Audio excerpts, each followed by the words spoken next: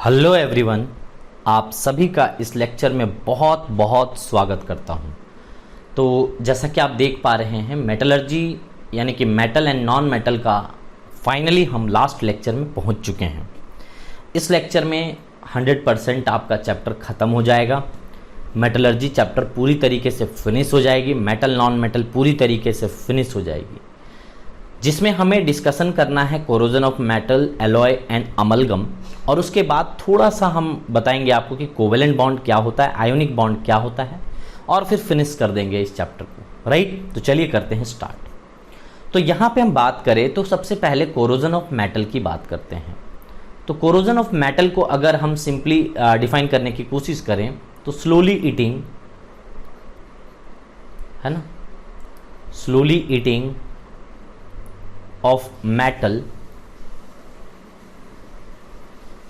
metal surfaces लिख सकते हो, metal surfaces in presence of what? Air, water, right. मतलब वाटर के जगह पे आप मॉइस्चर कर सकते हो कि मॉइस्ट एयर, इन दोनों को मिला करके एक वर्ड यूज किया जाता है, दैट इज मॉइस्ट एयर।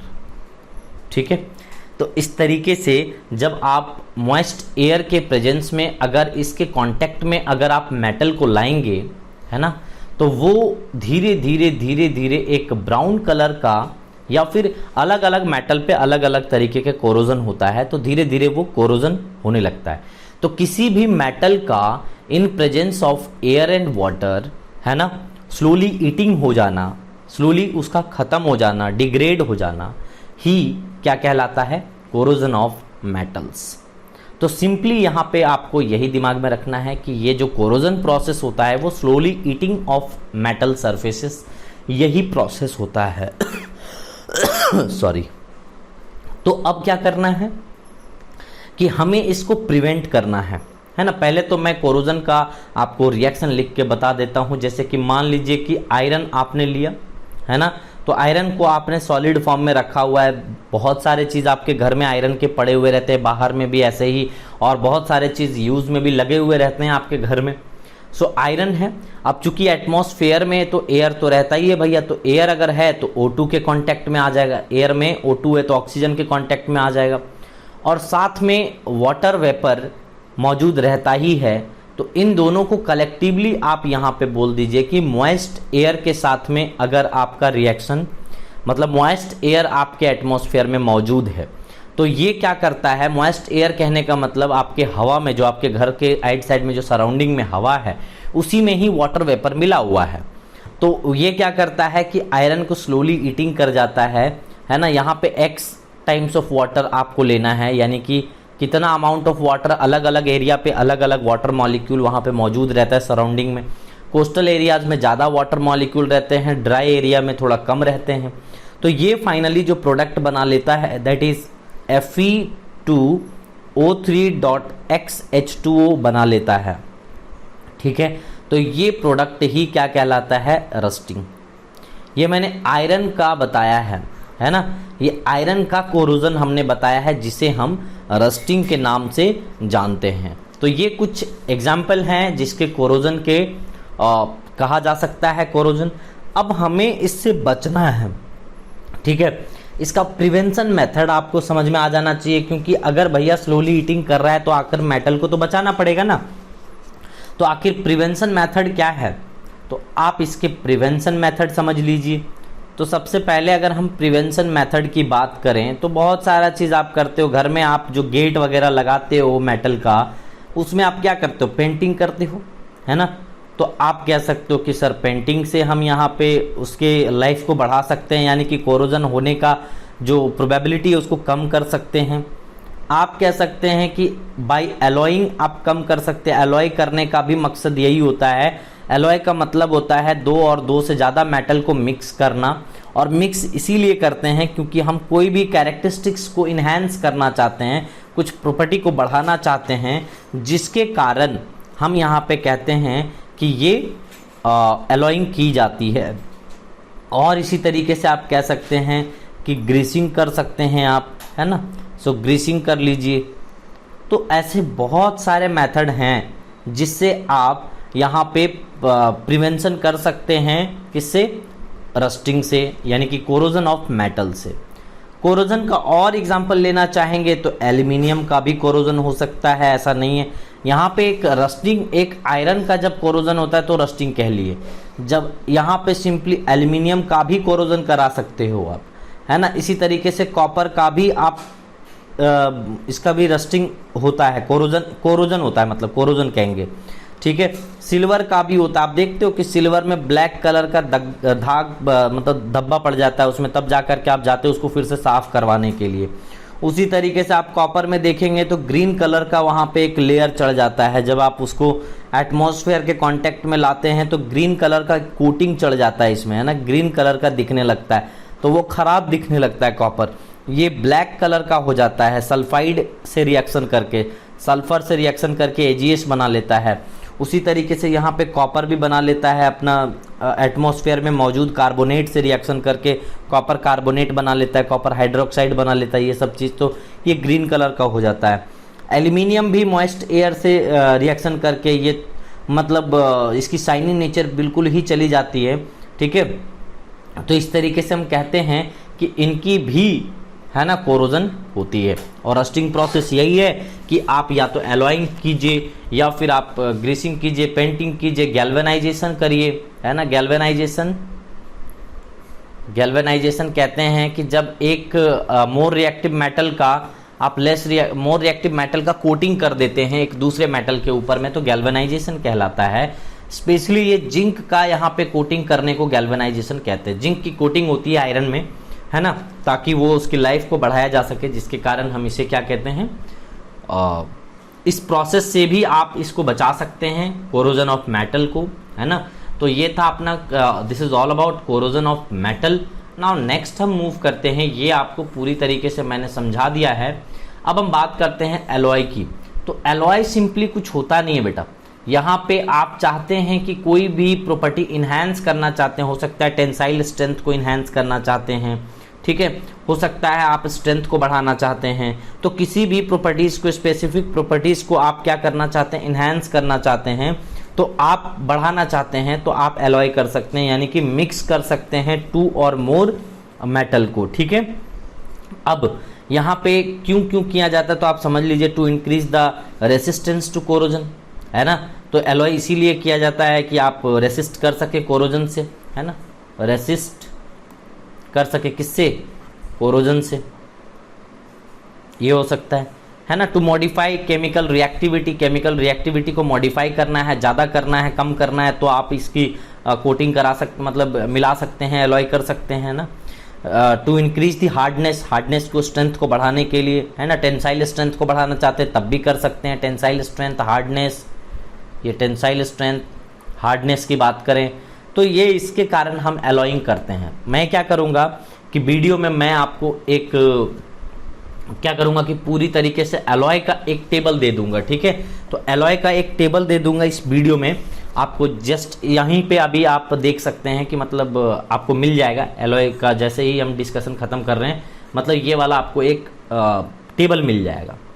तो टेबल में आराम से आप क्या कर सकते हो कि उसमें देखिए, उसको नोट करिए। जैसे मान लीजिए कि आप ब्रास का एग्जाम्पल लेना चाहते हैं, ठीक है। ब्रास क्या है, एक एलॉय है जिसमें कॉपर एंड जिंक को मिलाया जाता है। उसके कंपोजिशन को आपको थोड़ी सी दिमाग में रखनी होगी, है ना। कम से कम तो ये जरूर याद रखना कि ब्रास मिलकर के किससे बना है, तो कॉपर एंड जिंक से मिलकर के बना है। आपसे पूछा जाए ब्रॉन्ज किससे मिलकर के बना है, तो कॉपर एंड टीन से बना है, तो ब्रॉन्ज का भी याद रखना, ठीक है, कि कॉपर एंड टीन से मिलकर के बना है, कॉपर एंड टीन से मिलकर के बना है।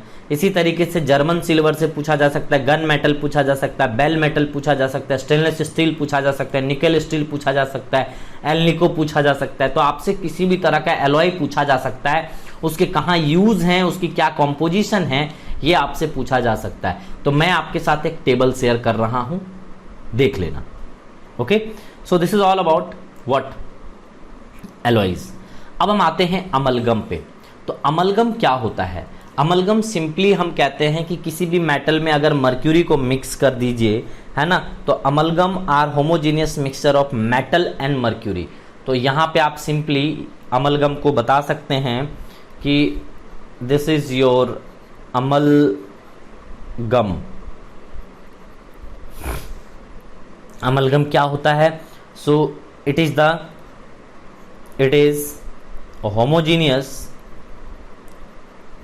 homogeneous what mixture of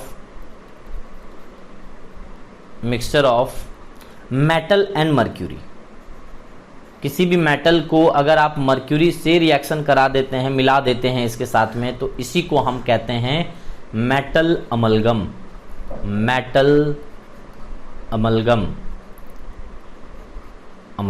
okay. सो इस तरीके से अब जैसे सोडियम अमलगम हो सकता है ना। अब इस तरीके से कोई भी मेटल को आप मिलाएंगे, मतलब मेटल को मिलाइए और उसको अमलगम बना लीजिए, और कुछ भी नहीं है इसमें, कोई ज़्यादा टेंशन वाली बात है नहीं। तो अमलगम कभी कभी टर्मिनोलॉजी यूज़ कर ली जाती है।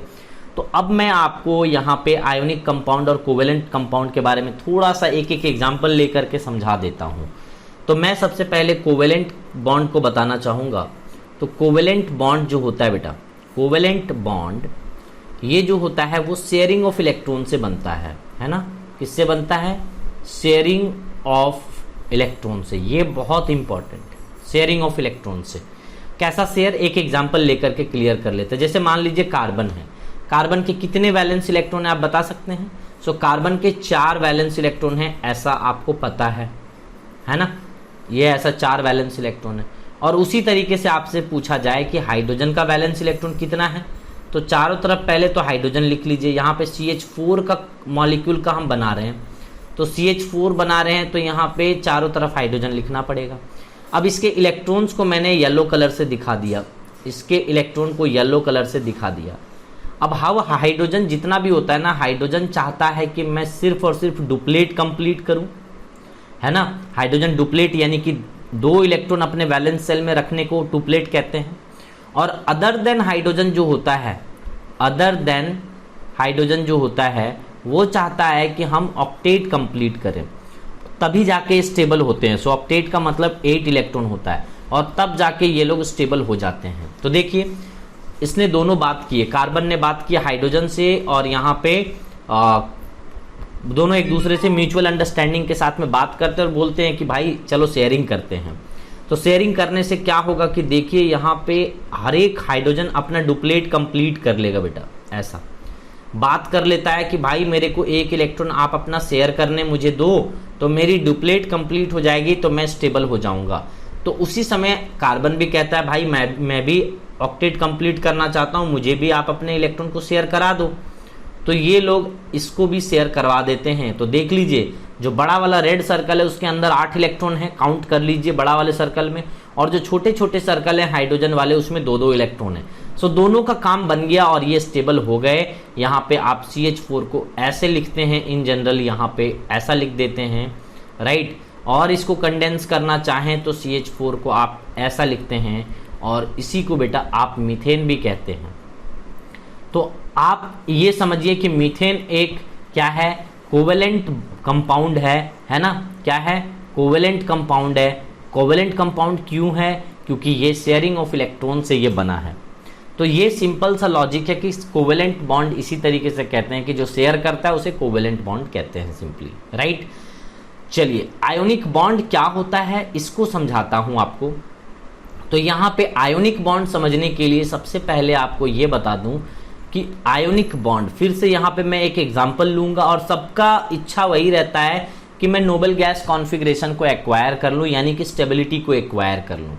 और ये जो होता है वो कंप्लीट ट्रांसफर ऑफ इलेक्ट्रॉन से होता है, कंप्लीट ट्रांसफर ऑफ इलेक्ट्रॉन से। याद कीजिए हमने कोवेलेंट में बोला था क्या कि शेयरिंग ऑफ इलेक्ट्रॉन से होता है, बट यहाँ पे कंप्लीट ट्रांसफर है ना, ट्रांसफर ऑफ इलेक्ट्रॉन के कारण यहाँ पे होता है। जैसे मान लीजिए कि आप एक एग्जांपल यहाँ पे NaCl को ले लेते हैं। NaCl का अगर देखेंगे तो सोडियम यहाँ पे पहले कैसा रहा होगा, सोडियम यहाँ पे रहा होगा इस तरीके से 1s2, 2s2, 2p6। बेटा अगर इस तरीके का इलेक्ट्रॉनिक कॉन्फ़िगरेशन आपको नहीं आता ना, तो मैं यहाँ पे आई बटन दे देता हूँ, ठीक है। आप जनरल केमिस्ट्री मेरा एक मॉड्यूल बनाया हुआ है, उसको जा करके जनरल केमिस्ट्री हर एक बच्चे को पढ़ना चाहिए, बहुत इंपॉर्टेंट है, केमिस्ट्री का बेस बना देगा आपको, ठीक है। तो जा करके वो देखिए, तो आप ज़रूर से ज़रूर लिखना सीख जाएंगे। वो 7th क्लास के बच्चों को भी वो चीज़ आना चाहिए जो जनरल केमिस्ट्री में हमने बना रखा है।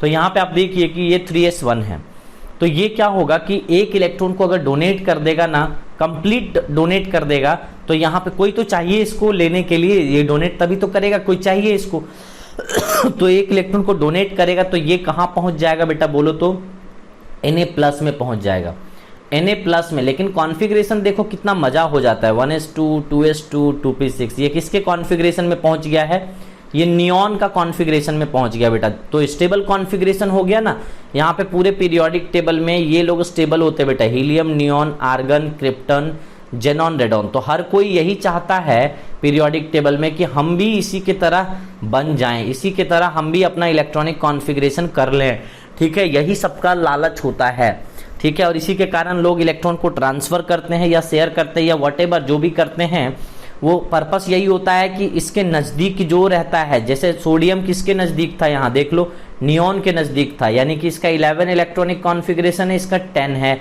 तो यहाँ पे एक इलेक्ट्रॉन को डोनेट करने के बाद ये नियॉन में पहुँच गया, तो हम कह पाते हैं क्या कि ये एक कंप्लीट ट्रांसफ़र ऑफ इलेक्ट्रॉन। एक इलेक्ट्रॉन का अगर किसी को दे दे तो ये नियॉन के कॉन्फ़िगरेशन में पहुँच करके ये स्टेबल हो जाएगा।